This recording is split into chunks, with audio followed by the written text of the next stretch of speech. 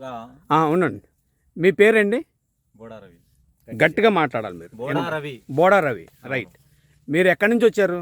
మేము చెన్నుగుండ మండలం గానబాడు పంచాయతీ అన్నారంతండ నుంచి వచ్చాము. ఓకే.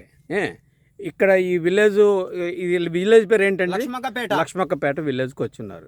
ఇది వెరైటీ, మీరు చూసిన వెరైటీ పేరు ఏంటి? అఖండ.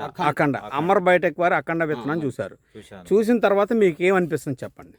ఇది చాలా కాయలు చాలా లావు ఉన్నాయి, చాలా చక్కగా ఉన్నాయి, గట్టిగా చాలా దగ్గరగా సూపర్ ఉంది.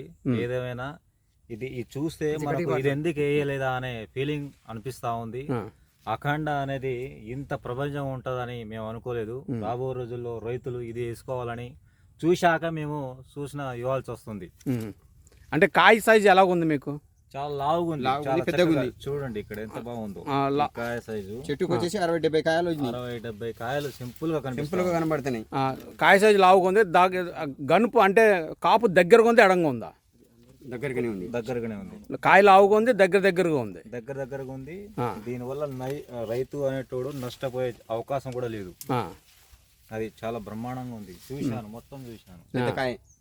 ఈ మన చెండగుండ నుంచి వచ్చి అనేక రైతులతో సమేతంగా వచ్చాను. కానీ ఇలా గట్టిగా మాట్లాడు. ఈ మధ్య కాలంలో ఇలాంటిది